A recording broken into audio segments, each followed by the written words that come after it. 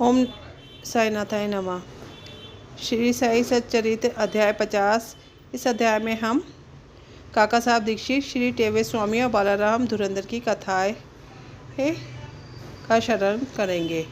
प्रस्तावना। उन श्री साई महाराज की जय हो जो भक्तों के जीवन आधार सदगुरु व गीता धर्म का उपदेश देकर हमें शक्ति प्रदान कर रहे हैं। साई कृपा दृष्टि से देखकर हमें आशीष दो। जैसे मल्यगिरी में होने वाला चंदन वृक्ष समस्त तापों का हरण कर लेता है तथा जिस प्रकार बादल जल वृष्टि कर लोगों को शीतलता और आनंद पहुँचाते हैं, या जैसे बसंत में खिले फूल ईश्वर पूजन के काम आते हैं, इसी प्रकार श्री साई बाबा की कथाएं पाठकों तथा श्रोताओं को धैर्य एवं संतावना देती है। जो कथा कहते हैं या श्रवण करते हैं वह दोनों ही धर्म ने, क्योंकि उनके कहने से मुक्त तथा श्रवण से कान पवित्र हो जाते हैं। ये तो सर्वमान्य है कि चाहे हम सैकड़ों प्रकार की साधनाएं क्यों न करें, जब तक सदगुरु की कृपा नहीं होती तब तक हम अपने आध्यात्मिक ध्येय की प्राप्ति नहीं हो सकती। इसी विषय में यह कथाएं हैं। काका साहब दीक्षित। श्री हरि सीताराम उपनाम काका साहब दीक्षित सन 1864 में वडनगर के नागर ब्राह्मण कुल में खंडवा में पैदा हुए थे। उनकी प्राथमिक शिक्षा खंडवा और हिंगरघाट में हुई थी। माध्यमिक शिक्षा नागौर में उच्च श्रेणी में प्राप्त होने के बाद उन्होंने पहले विल्सन तथा बाद में एल फिलिंस्टन कॉलेज में अध्ययन किया। सन 1883 में उन्होंने ग्रेजुएट की डिग्री लेकर कानूनी सलाहकार की परीक्षाएं पास की और वह सरकारी solicitor firm Messrs little and company में कार्य करने लगे। इसके पश्चात उन्होंने स्वतः ही एक सॉलिसिटर फर्म चालू कर दी। सन 1909 के पहले तो बाबा की कीर्ति उनके कानों तक नहीं पहुंची थी, परंतु इसके पश्चात वह शीघ्र ही बाबा के परम भक्त बन गए। जब वे लोनावाला में निवास कर रहे थे तो उनकी अचानक भेंट अपने पुराने मित्र नाना साहब चंदेकोर से ही। दोनों ही इधर उधर की चर्चाओं में समय बिताते थे। काका साहब ने उन्हें बताया कि जब वे लंदन में थे तो रेलगाड़ी पर चलते समय उनका पैर फिसल गया था, जिससे काफ़ी चोट आई। इसका पूर्ण विवरण सुनाया। काका साहब ने आगे कहा कि मैंने सैकड़ों उपचार किए परंतु कोई लाभ ना हो। नाना साहब ने उनसे कहा कि यदि तुम इस लंगड़ेपन तथा कष्ट से मुक्त होना चाहते हो तो मेरे सदगुरु श्री साई बाबा की शरण में जाओ। उन्होंने बाबा का पूरा पता बताकर उनके कथन को दोहराया कि मैं अपने भक्त को 7 समुद्र के पास से भी उसी प्रकार खींच लूंगा जिस प्रकार की एक चिड़िया को जिसका पैर रस्सी से बंधा हो खींचकर अपने पास लाया जाता है। उन्होंने यह भी स्पष्ट कर दिया यदि तुम बाबा के निजी जन न होंगे तो तुम्हें उनके प्रति आकर्षण भी ना होगा और ना ही उनके दर्शन प्राप्त होंगे। काका साहब की ये बातें सुनकर बड़ी पसंद है। उन्होंने कहा कि वे शिरडी जाकर बाबा से प्रार्थना करेंगे शारीरिक लंगड़ेपन के बदले उनके चंचल मन को अपंग बनाकर परमानंद की प्राप्ति करा दे। कुछ दिनों के पश्चात बम्बई विधानसभा के चुनाव में मत प्राप्त करने के संबंध में काका साहब दीक्षित अहमदनगर गए और सरदार काका साहब मेरिकर के यहाँ ठहरे। श्री बाला साहब मेरिकर जो कि कोपर गाँव के मामलतदार तथा काका साहब मेरिकर के सपूत थे, वह भी इसी समय अशुभ प्रदर्शनी देखने के लिए अहमदनगर पधारे थे। चुनाव का कार्य समाप्त होने के पश्चात काका साहब दीक्षित शिरडी जाना चाहते थे। यहाँ पिता और पुत्र दोनों ही घर में विचार कर रहे थे कि काका साहब को साथ भेजने के लिए कौन सा व्यक्ति उपयुक्त होगा। दूसरी ओर बाबा अलग ढंग से उन्हें अपने पास बुलाने का प्रबंध कर रहे थे। श्यामा के पास एक तार आया जिनकी सास की हालत अधिक शोचनीय और उन्हें देखने को वह शीघ्र अहमदनगर को आए। बाबा से अनुमति पाकर श्यामा ने वहां जाकर अपनी सास को देखा जिनकी स्थिति में पर्याप्त सुधार हो चुका था। प्रदर्शनी को जाते समय नाना साहब पान से तथा अपा साहब दीक्षित से भेंट करने तथा उन्हें अपने साथ शिरडी लाने को कहा। उन्होंने श्यामा के आगमन की सूचना काका साहब दीक्षित और मेरिकर को भी दे दी। संध्या समय श्यामा मेरिकर के घर आए। मेरिकर ने श्यामा का काका साहब दीक्षित से परिचय करा दिया। फिर ऐसा निश्चित हुआ कि काका साहब दीक्षित उनके साथ रात 10 बजे गाड़ी से कोपरगांव को रवाना होगा। इस निश्चय के पश्चात एक विचित्र घटना घटी। बाला साहब मेरिकर ने बाबा के एक बड़े विचित्र से पर्दा हटाकर काका साहब दीक्षित को उनके दर्शन कराए।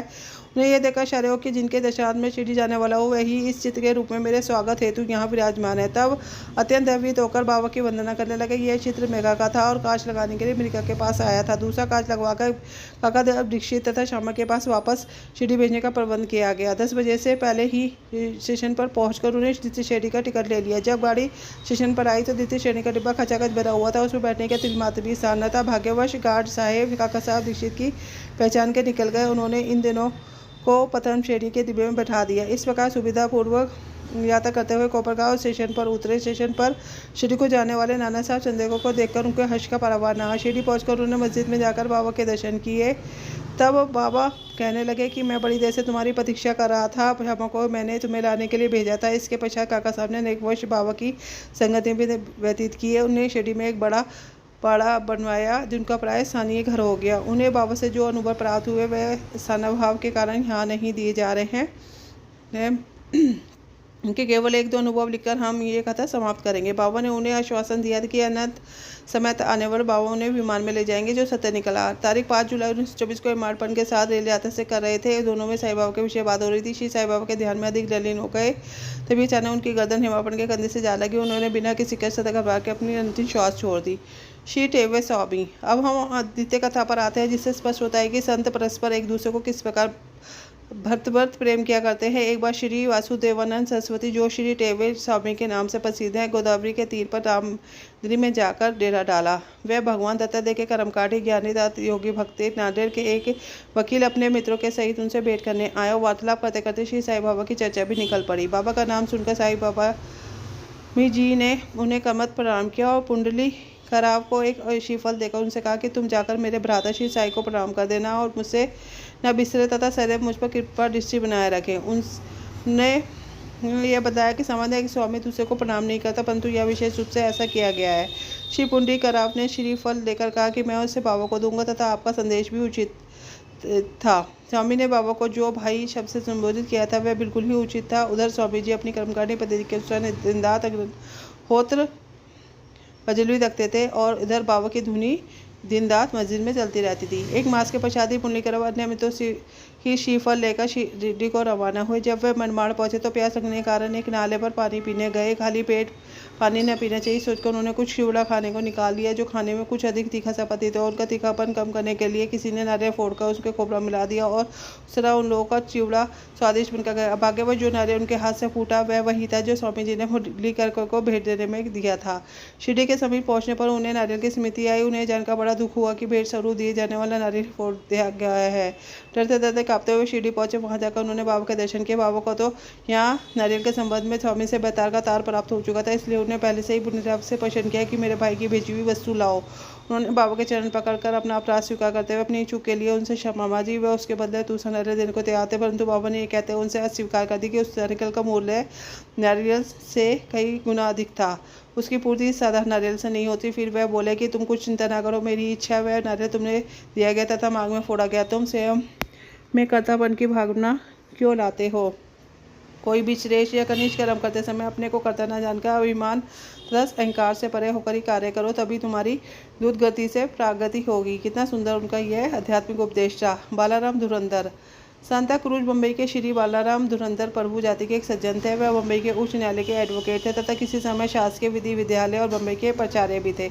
उनका संपूर्ण कुटुंब सात्विक तथा धार्मिक था। श्री बालाराम ने अपनी जाति की योग्य सेवा की और इस संबंध में एक पुस्तक भी प्रकाशित कराई। इसके पश्चात उनका ध्यान आध्यात्मिक धार्मिक विषयों पर गया। उन्होंने ध्यानपूर्वक गीता, उसकी टीका, ज्ञानेश्वरी तथा अन्य दार्शनिक ग्रंथों पर ध्यान किया। वह पंढरपुर के भगवान विठोबा के परम भक्त थे। सन 1912 में उन्हें श्री साईं बाबा के दर्शनों का लाभ हुआ। 6 मास पूर्व उनके भाई बबुल जी और बामाराम ने शिरडी जाकर बाबा के दर्शन किए। उन्होंने घर लौटकर अपने मधुर अनुभव भी श्री बालाराम व परिवार के अन्य लोगों को सुनाए। तब उन लोगों ने शिरडी जाकर बाबा के दर्शन करने का निश्चय किया। यहाँ शिरडी में उनके पहुंचने से पूर्व ही बाबा ने स्पष्ट शब्दों में कह दिया कि आज मेरे बहुत से दरबारीगण आ रहे हैं। अन्य लोगों द्वारा बाबा के उपरोक्त वचन सुनकर धुरंधर परिवार को महान आश्चर्य हुआ। उन्होंने अपनी यात्रा के संबंध में किसी को इससे पहले सूचना दी थी। सभी ने आकर उन्हें प्रणाम किया और बैठकर वार्तालाप करने लगे। बाबा ने अन्य लोगों को बताया कि ये मेरे सभी दरबारीगण हैं जिनके संबंध में मैं तुमसे कल कहा था। फिर धुरंधर भक्तों से बोले कि मेरा और तुम्हारा परिचय 60 जन्म पुराना है। भी नम्र सभ्य थे, इसलिए वह सब हाथ जोड़े बैठे बाबा की ओर निहारते रहे। उनमें से सब प्रकार के सात्विक भाग जैसे अश्रुपात, रोमांच तथा कंठा व रोध आदि जागृत होने लगे। सबकी बड़ी प्रसन्नता हुई। इसके पश्चात वह सब अपने निवास स्थान पर भोजन को गए। भोजन तथा छोड़ा विश्राम कर पूर्ण मस्जिद में आकर बाबा के पाँव दबाने लगे। इस समय बाबा चिलम पी रहे थे। उन्होंने बालाराम को भी चिलम देकर एक फूंक लगाने का आग्रह किया। जबकि अभी तक उन्होंने कभी धूपान नहीं किया था, फिर भी चिलम हाथ में लेकर बड़ी कठिनाई उन्होंने एक फूंक लगाई। आदरपूर्वक बाबा को लौटा दी। बालाराम को तो यह मूर्खड़ी थी। वह 6 वर्ष से श्वास रोग से पीड़ित थे, पर चिलम पीते ही उन्हें वे रोग मुक्त हो गए। उन्हें फिर कभी एक कष्ट नहीं हुआ। 6 वर्ष के पश्चात एक दिन पूर्ण श्वास रोग का दौरा पड़ा। वह वही महापुण्यशाली दिन था जब की बाबा ने समाधि ली थी।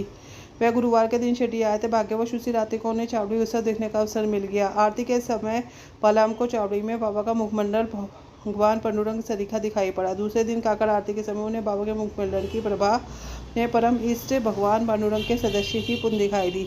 श्री बालाराम धुरंधर ने मराठी में महाराष्ट्र के महान संत तुकाराम का जीवन चरित्र लिखा है, परंतु खेद है कि पुस्तक प्रकाशित होने से पूर्व तक वो जीवित न रह सके। उनके बंधुओं से इस पुस्तक को सन 1928 में प्रकाशित कराया। इस पुस्तक के प्रारंभ में पृष्ठ 6 पर उनकी जीवनी से संबंधित एक परिप्रेक्ष्य पे की शिरडी यात्रा का पूरा वर्णन है। इसी के साथ साई सरित का 50वां अध्याय पूर्ण होता है। श्री सद्गुरु साईनाथ प्रभु शुभम भवतु।